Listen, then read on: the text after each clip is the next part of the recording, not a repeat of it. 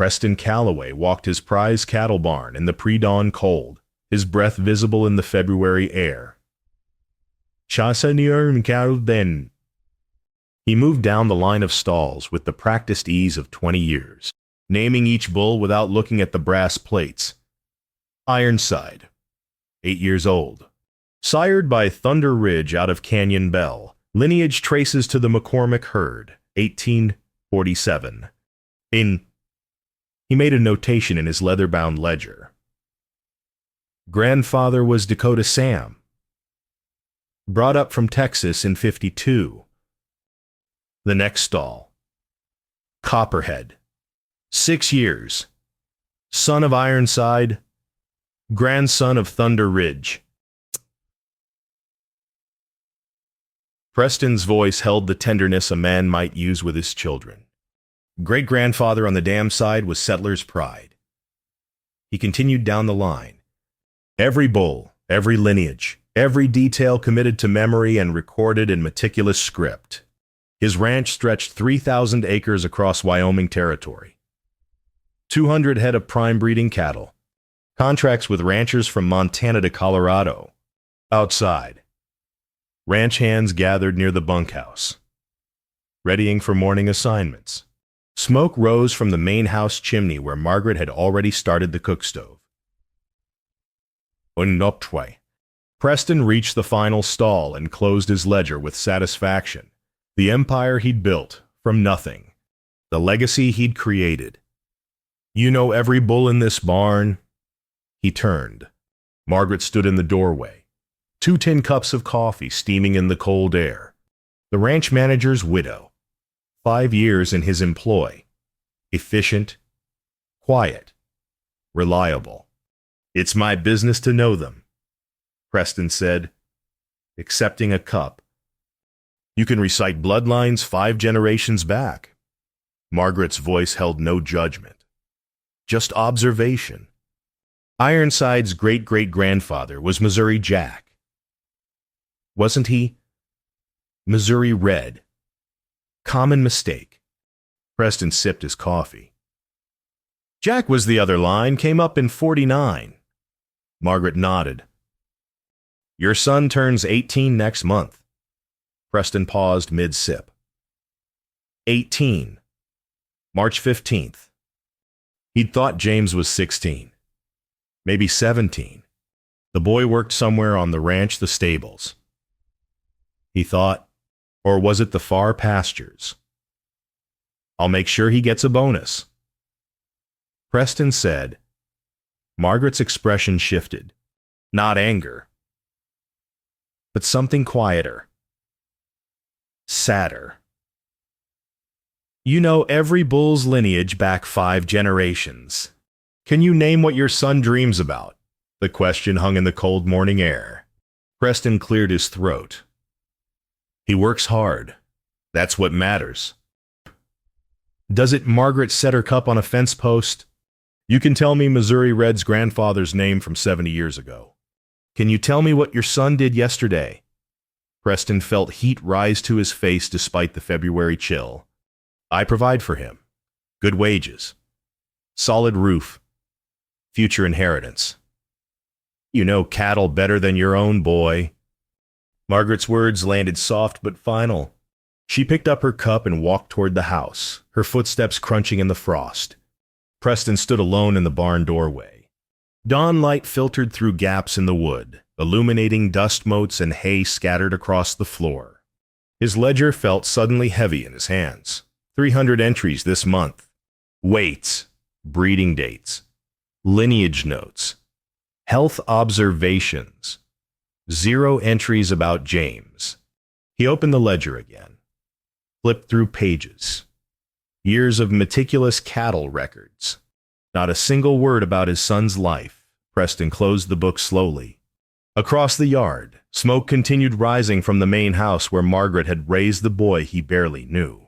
2 days later, Preston toured the stables.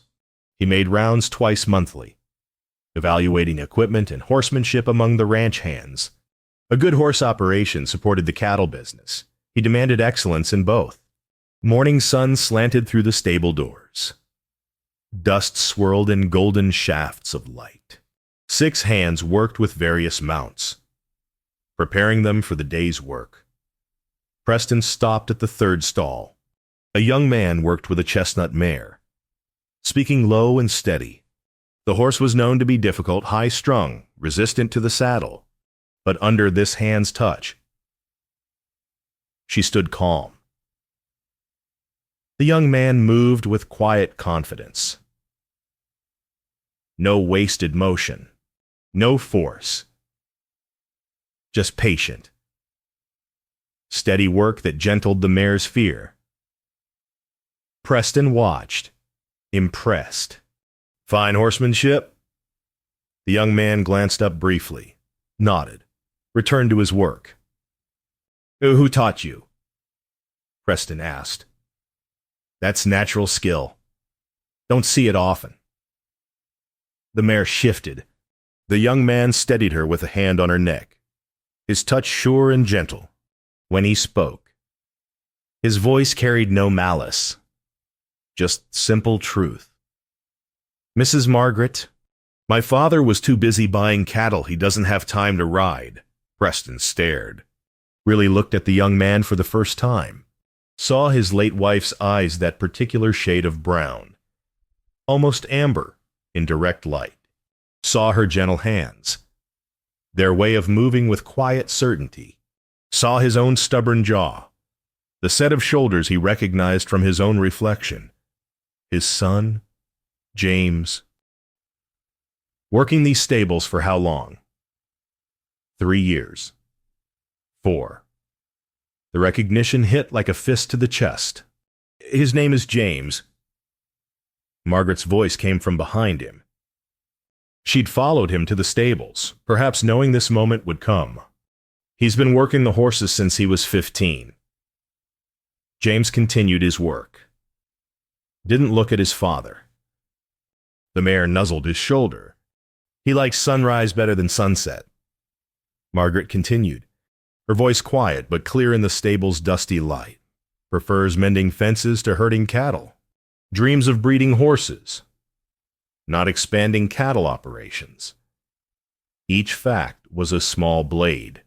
Each detail a revelation of Preston's absence. He reads veterinary journals from the extension office. He's gentle with the younger ranch hands. Teaches them what I taught him. He rises an hour before the others to watch the horses wake. Margaret stepped beside Preston. He has your wife's patience and her love of horses. She used to take him riding at sunrise. Preston's throat tightened. He hadn't known Mary took the boy riding. Hadn't known his son preferred dawn over dusk. Hadn't known anything. James finished with the mare, led her toward the far paddock. He walked past Preston without acknowledgement, without hesitation. Other ranch hands watched in silence. They'd all known what Preston had refused to see. Preston stood in the stable doorway, his empire suddenly meaningless. The morning sun illuminated everything: the stalls, the tack, the horses, the son he didn't know. I didn't realize, he said finally. Margaret's hand touched his arm briefly. I know, as she walked away, following James toward the house. Preston remained alone, surrounded by horses and dust and the weight of 18 years of absence. Midnight found Preston in his study, ledgers spread across the mahogany desk his grandfather had built. Account books, breeding records, land deeds, purchase contracts, the accumulated documentation of an empire. He'd been sitting here for 6 hours. The whiskey bottle beside him remained untouched. He didn't want to dull this, didn't want to soften the edges of what he was finally seeing. Mary had died in the fall of 55. James was 5 years old. Preston remembered the grief like a physical blow, remembered how it had nearly broken him. Work became his salvation. More land, more cattle, more expansion, anything to avoid the empty house and the boy with his mother's eyes. The following spring, Margaret's husband had died thrown from a horse during a storm. She'd needed work. Preston needed a ranch manager. The arrangement was professional, practical. She'd raised James while Preston built his empire. He flipped through the current year's ledger. 300 cattle entries since January 1st. Breeding schedules. Health notes. Lineage details recorded with obsessive precision. He could recite any bull's ancestry back to the 1840s. He turned to a blank page at the back of the ledger, picked up his pen, tried to write something about his son. James. Age 18. No, not yet. 17. He'd said 18 next month, so 17 now. Preston set down the pen. He couldn't even get his son's age right. The study door creaked. Margaret stood in the doorway, lamp in hand. She wore a simple nightdress covered by a heavy shawl, her dark hair loose around her shoulders. "I saw your light," she said. Preston gestured at the ledgers. 20 years of records. I can tell you every calf born on this ranch since 1858. I don't know my son's birthday. March 15th. I know that now. He closed the ledger. Because you told me 2 days ago. Margaret set her lamp on the corner of his desk. She didn't sit, didn't crowd him. Just stood quiet and steady in the lamplight. Mary asked you to ride with them, she said softly. Sunday mornings.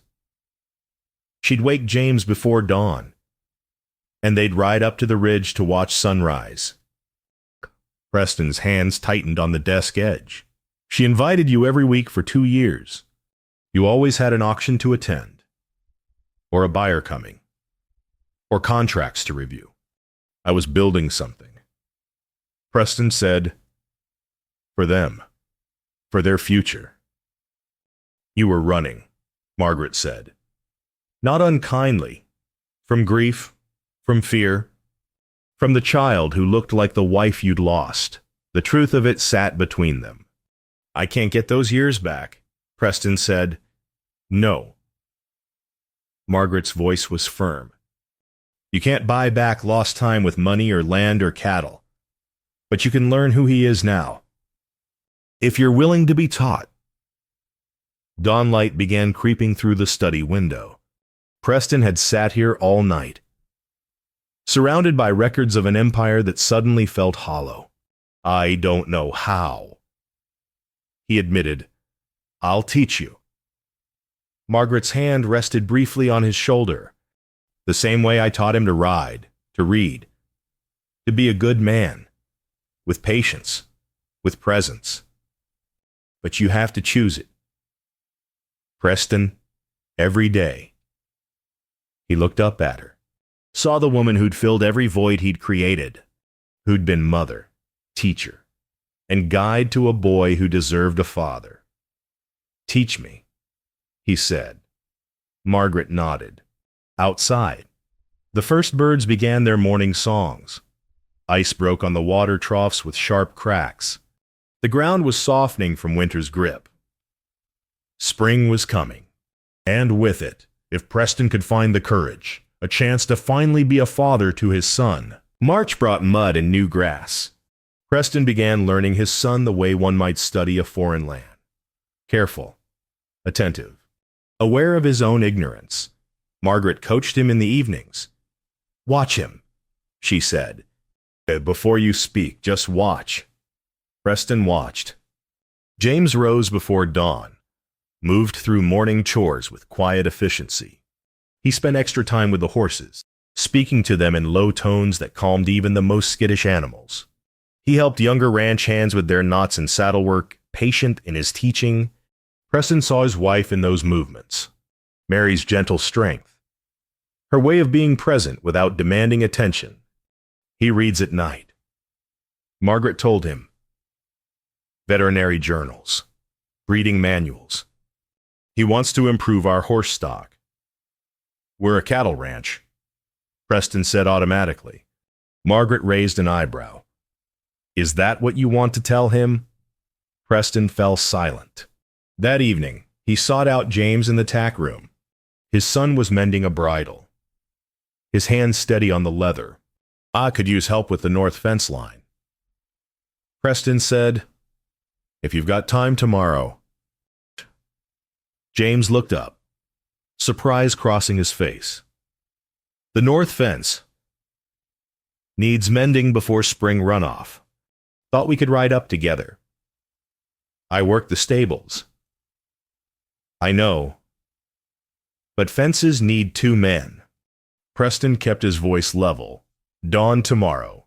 James studied him for a long moment. "Sunrise is better light." "Sunrise, then." They rode out as the sky turned pink over the Medicine Bow Range. The fence line stretched along the ridge, posts weathered gray from wind and winter. They worked in silence at first, Preston handing James tools, James showing him which posts needed replacing. "This section's been weak for 2 years, James said. "Testing a post.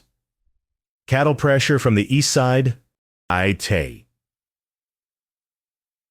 "How'd you know it's been 2 years?" "I ride fence every few months. Mrs. Margaret taught me. Land needs tending, not just using." Preston absorbed that. His son had been maintaining what Preston had built, while Preston himself had been too busy expanding to notice.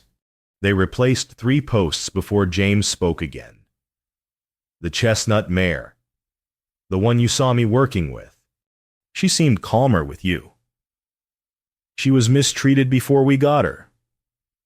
Needs patience, not force." James aligned a new post, same with most things worth keeping. The words hung between them like the morning mist. "Your mother loved horses," Preston said carefully. James's hands stilled on the post. "I remember. She'd take me riding. Before I stopped joining you." "Yeah." They worked in silence again. But it felt different now, less empty. When they finished, James gathered the tools. "There's a mare coming into heat next week. Good bloodlines. I was thinking of breeding her to the bay stud from the Morrison Ranch. And for cattle work. For riding stock. Better temperament. Stronger endurance." James met his eyes. "Why, we could start a breeding program. Small at first. Build it proper." Preston thought of his cattle expansion plans. The new contracts he'd been considering. The empire that needed constant feeding. "Tell me about the bloodlines," he said. Instead, James's face opened like sunrise. He talked for 20 minutes about lineage, temperament, confirmation. His knowledge was deep, his passion clear. Preston listened. Really listened. And learned his son knew horses the way Preston knew cattle. The way Mary had known horses that evening. Margaret found Preston on the porch. "How'd it go?" "He wants to breed horses." "I know. He's good at it. Knows bloodlines, temperament, confirmation." Preston stared out at the darkening land. "Better than I knew at his age." "What will you tell him?" Preston thought of the expansion contract sitting on his desk. The cattle empire that demanded everything. The son who'd been invisible in the shadow of that empire. "I'll tell him yes," he said. "Small program at first. We'll build it together." Margaret's smile was worth more than any land deed. "That's a start." "Teach me more," Preston said. About him. About being his father." She sat beside him. "He prefers action to words." "Show him. You're present. Don't tell him." And Preston. Ask him things. Don't just tell him what to do. Eddie Preston nodded slowly. 20 years of giving orders. Now he had to learn to ask questions, to listen, to be present instead of absent. It felt harder than building an empire. and more important than anything he'd ever done. April rain brought green to the brown land. Preston found himself watching for James each morning, learning the rhythm of his son's days. James was mending a stall gate when Preston approached. "Need help? It's solid work." James tested the hinge. "But you could hold this steady while I tighten." They worked together. Preston holding, James securing. Small work, but shared. "Why horses?" Preston asked. "Instead of cattle." James didn't answer immediately. He finished tightening the bolt. Tested the gate's swing. "Mama loved them," he said finally. "Said they had hearts bigger than cattle. More courage. More trust to give." He ran his hand along the wood. "When she died, I couldn't go near the barn. Too many memories." Preston's chest tightened. "Mrs. Margaret brought me out here when I was 7. Made me feed the horses. Brush them. Talk to them. Said Mama would want me to remember the love, not just the loss." James's voice stayed steady. So I work here, close to what she loved. Close to her. She used to ask me to ride with you." Preston said, "Sunday mornings. I remember. I was always too busy." "Yeah." James met his eyes. "You were." The truth sat between them, unvarnished. "What would you have done different?" James asked. "If you could go back." Preston considered lying, softening it. But Margaret had said to speak truth. "I'd have said yes." He said, "Every Sunday. I'd have learned your favorite horse's name. I'd have watched you grow instead of watching cattle. Would you?" "I don't know," Preston admitted. The grief was so heavy. Your mother was everything. When she died, I couldn't breathe in that house. Couldn't look at you without seeing her." James's jaw tightened. "So, you ran." "So I ran. Into work. Into expansion. Into building something I could control." Preston's hands clenched. "You deserved better." She deserved better. Sin what changed why now. Margaret made me see what I'd refused to look at. That I knew cattle lineages back 70 years but couldn't name your age. Preston's voice roughened. "That's not a man. That's a coward hiding in ledgers." James tested the gate again. It swung smooth and true. "The Morrison base stud," he said. "His lineage goes back to the original Spanish Mustangs. Brought up from California in 1840. Strong legs. Good temperament. Smart as they come."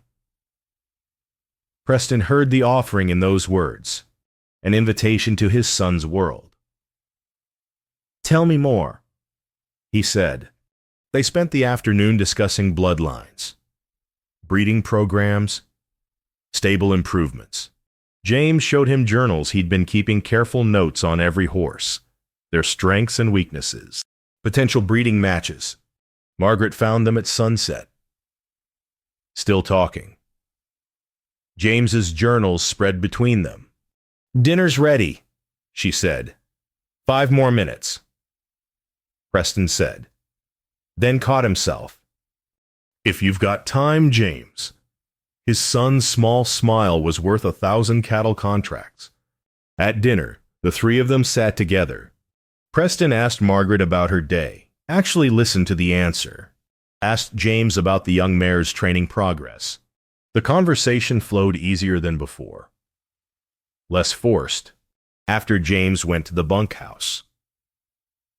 Preston helped Margaret with dishes. "You're learning," she said. Slowly.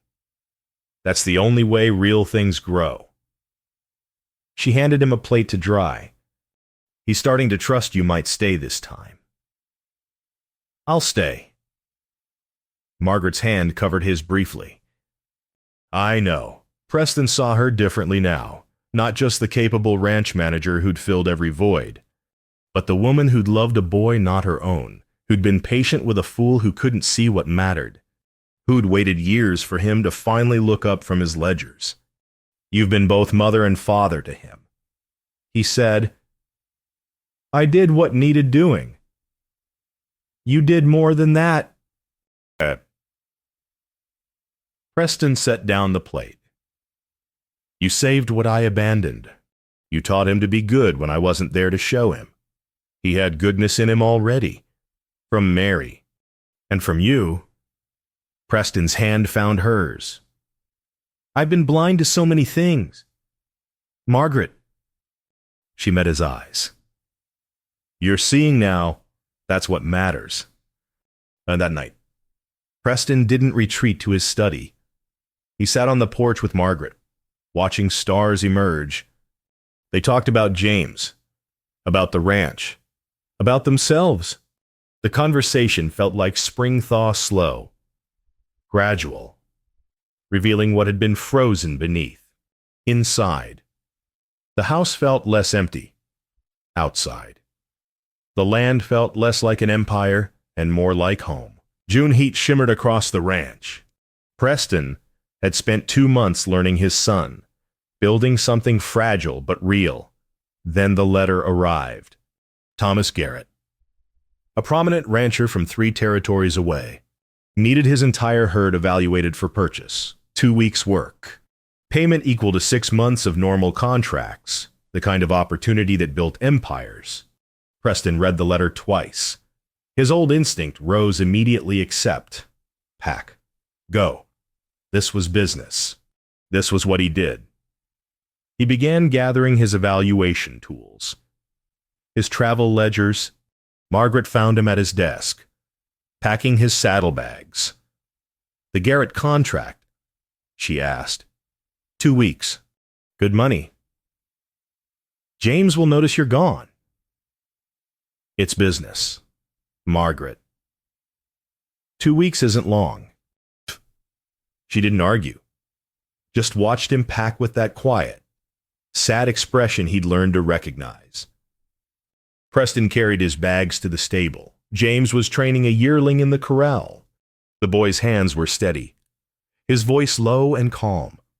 Preston watched for a moment, proud despite the urgency pulling him away.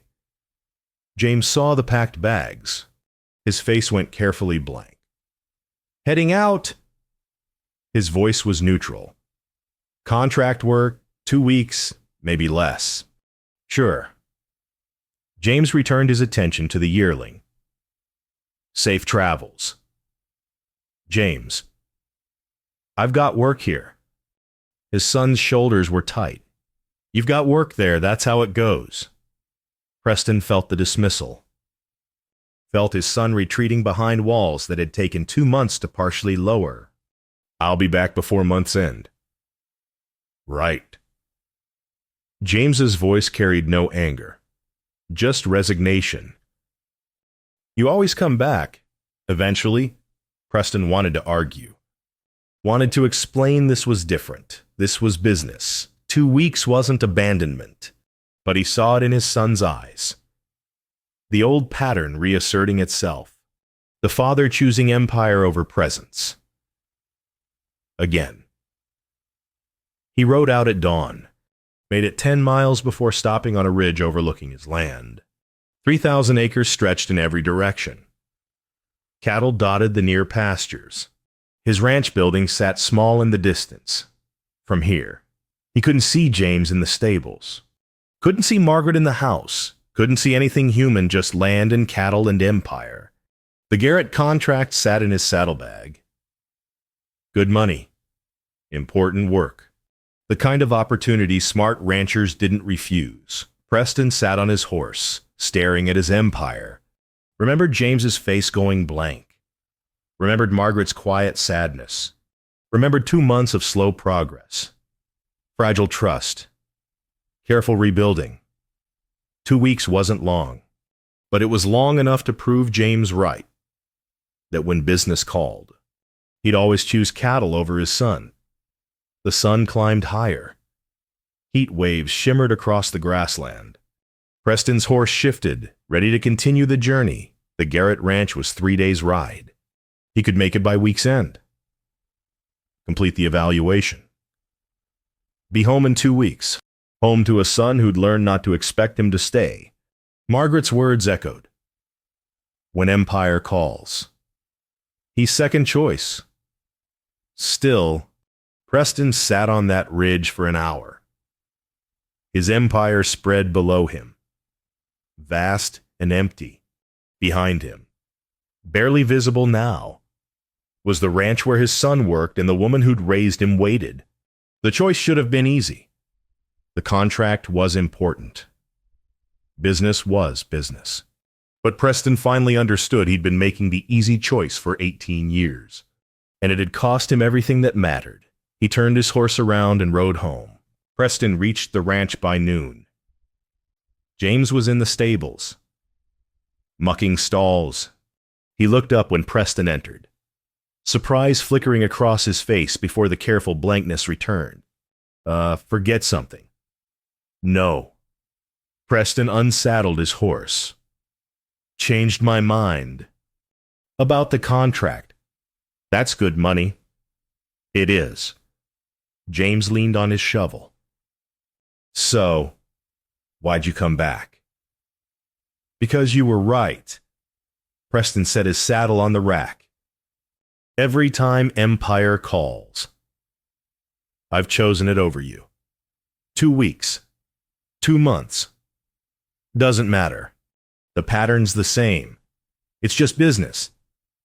Is it Preston faced his son, or is it me running again? Same as I've done since your mother died.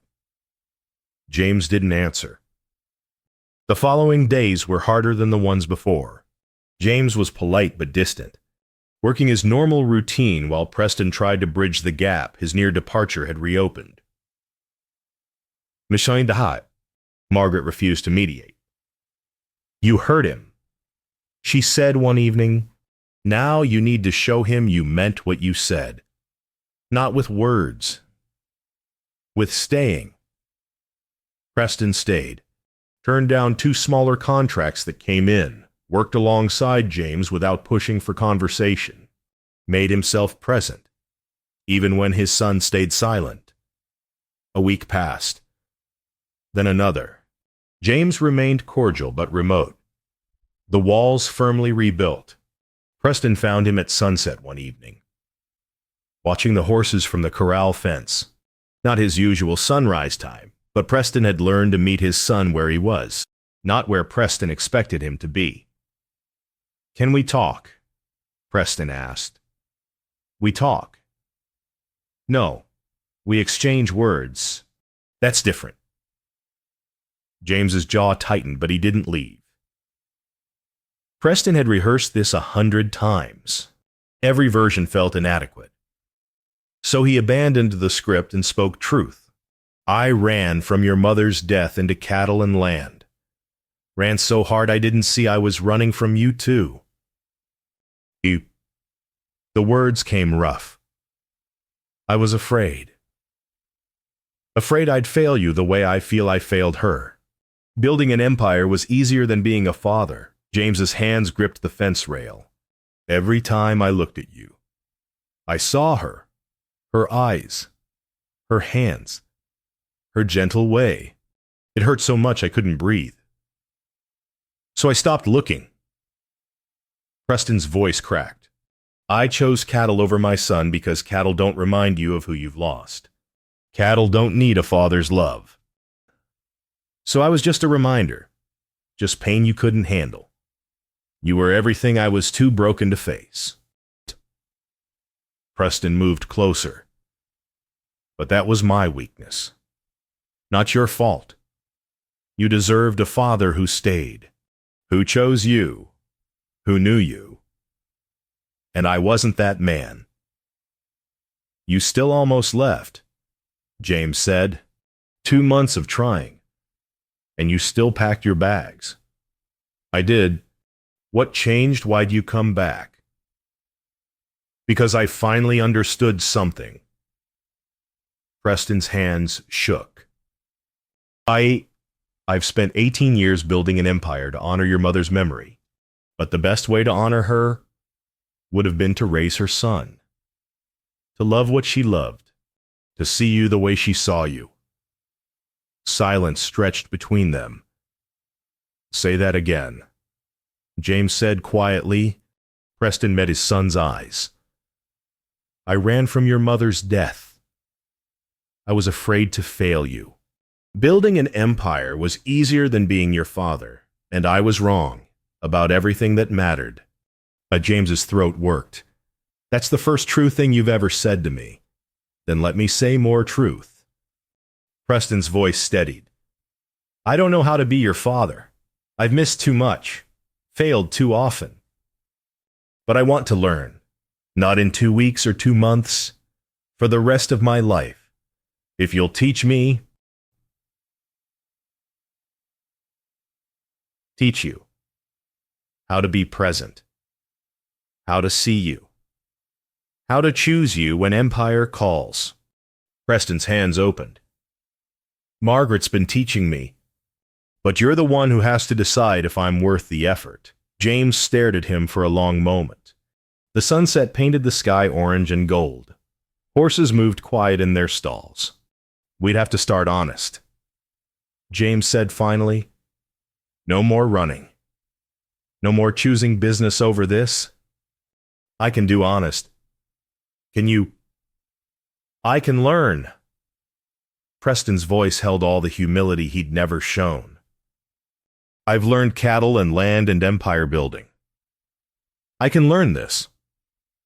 If you'll give me the chance, James pushed away from the fence. For a moment, Preston thought he'd walk away. Instead, his son held out his hand. We start over. From here. Honest. Preston took his son's hand. The grip was firm. Testing. A beginning. From here, he agreed. Honest. They stood together as sunset faded to dusk. Not father and son yet. Maybe. But 2 men willing to try. That was more than Preston had deserved. And everything he needed.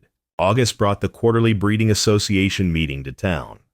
Preston had attended every one for 15 years.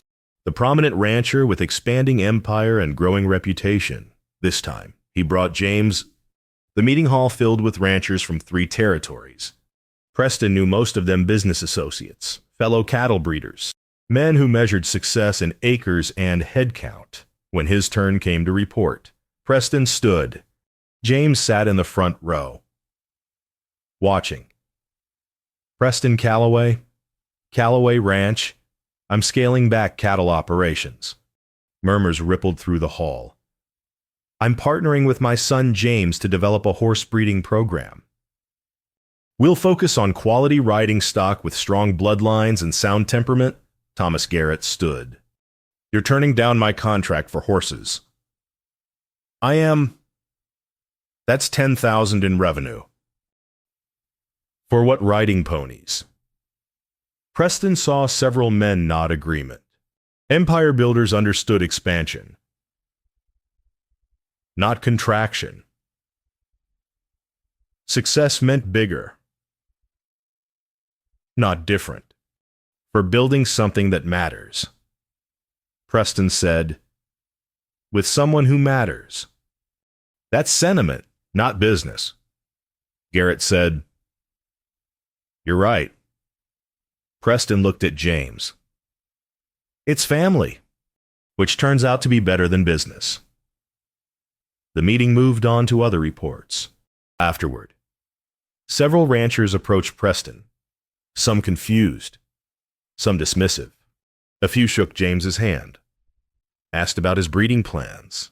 The boy answered with quiet confidence, knowing his subject thoroughly. Walking back to the ranch, James was silent for a long while. You could have kept the contract, he said finally. Built both programs. I could have 10 years ago. I would have. What's different? Preston stopped, met his son's eyes. I know what matters now. Took me too long to learn it, but I learned that evening. James brought his breeding journals to Preston's study. Charts and bloodline notes and careful observations accumulated over 3 years. Jaar die warplein via. I was thinking. James said, for the Morrison Bay stud pairing, the chestnut mare has strong legs but temperamental.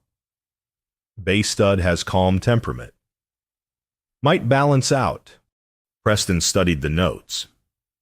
Started to respond with his cattle breeding knowledge, then stopped. What do you think? He asked instead. James blinked.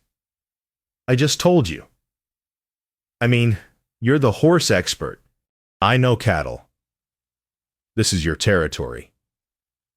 Preston handed back the journal. Teach me. But his son's face opened with that sunrise expression that still reminded Preston of Mary. Really? Really? Start at the beginning. Teach me like I don't know anything. Because I don't. They spent 2 hours that evening. James explaining bloodlines. Confirmation. Temperament matching. Preston listened. Asked questions. Took notes. The student becoming the teacher. The father learning from his son. Margaret found them past midnight. Still poring over breeding charts? Dinner got cold hours ago, she said. But she was smiling. Sorry. Preston said. We got caught up. I, Ray Tursain dearer. I can see that. She set fresh coffee beside them. Don't stay up all night. As she turned to leave, Preston caught her hand. Margaret, wait. She paused. I've been thinking. Preston said, about this new program, this new direction, this new life. He stood, still holding her hand. I'd like you to share it. Not as ranch manager, as my wife, if you'll have me. James looked up sharply. Margaret's eyes shone. Preston Calloway. Are you proposing in front of your son? Seems right. He's part of this. Part of us.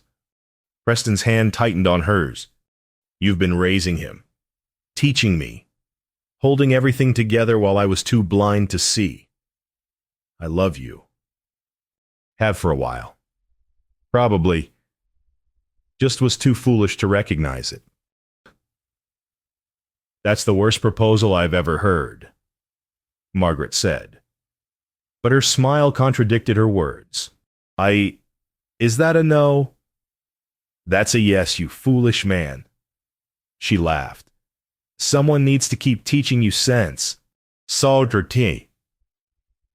James set down his journal. So you two, if that's all right with you.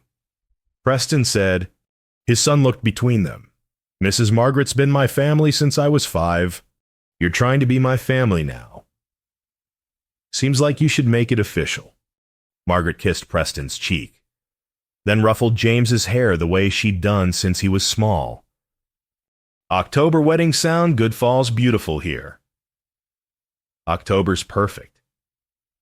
Preston said, if that works for you, James, I'll be there. His son said, then softer, Dad. The word hung in the air, the first time James had used it in 13 years. Preston's throat closed.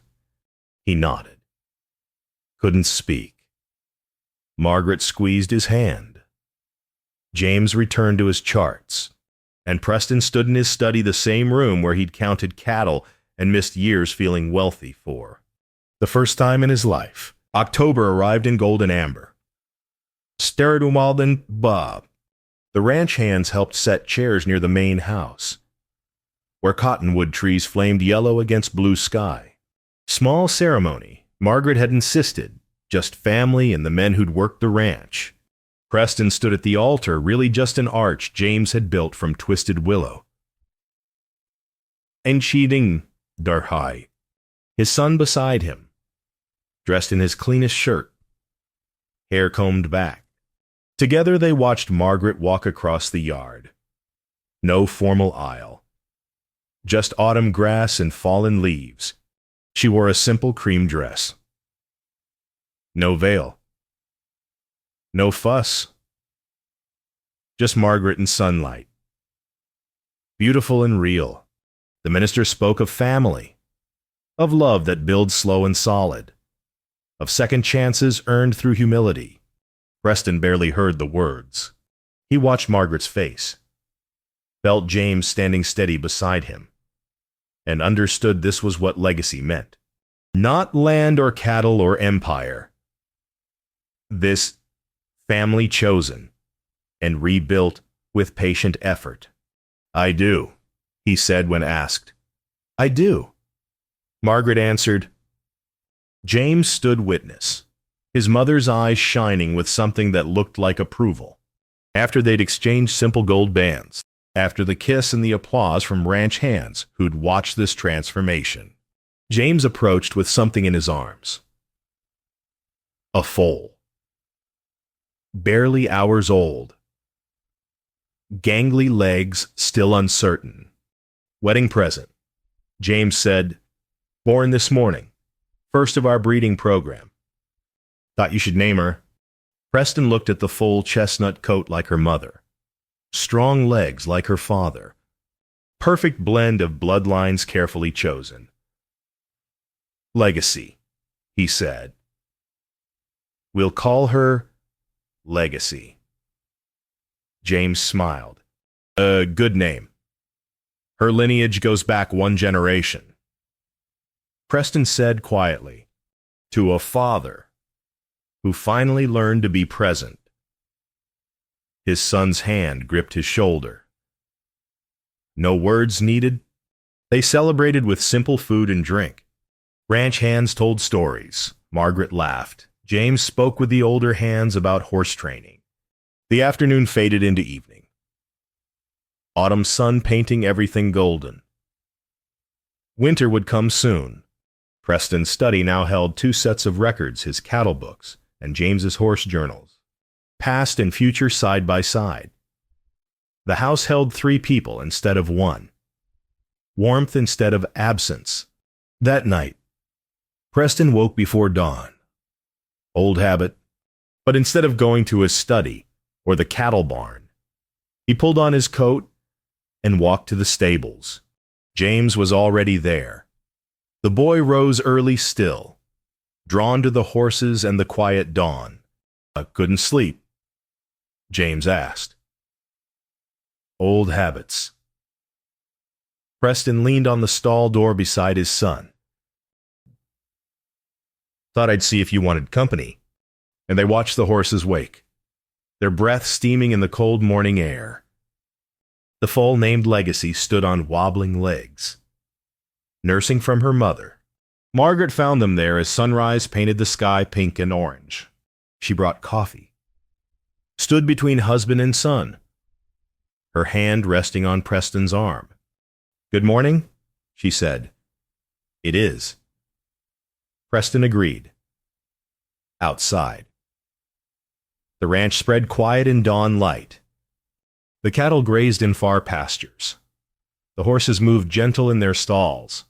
The land Preston had built his empire on looked different now. Not empty. Not hollow. Full of the things that mattered. He'd spent 18 years learning cattle lineages, memorizing bloodlines 5 generations back, building an empire he thought would honor his wife's memory. But the best way to honor Mary had been right in front of him all along. Her son, her horses, her love of sunrise and patient teaching and gentle strength.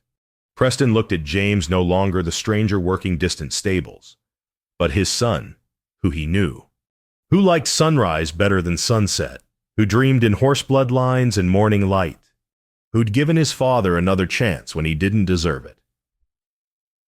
Nobody-da. Some legacies are written in land deeds and cattle records, Preston said quietly. The best ones are written in knowing someone's heart. James met his eyes. It took you a while to figure that out. Too long. But you got there. His son's hand found his shoulder again. That's what matters. Margaret kissed Preston's temple, leaned against his shoulder. The three of them stood together in the stable doorway, watching the sun climb over Medicine Bow Range. A family. Late built, but solid. Found. Not born. Chosen every day. The foal whinnied softly. Her mother nuzzled her gently. Outside, autumn turned toward winter. But inside there was warmth. Inside, finally, there was home. Preston had built an empire, but standing here with his son and his wife, watching sunrise paint the stable gold, he understood he'd finally built something better. He'd built a family and learned to know his son's heart.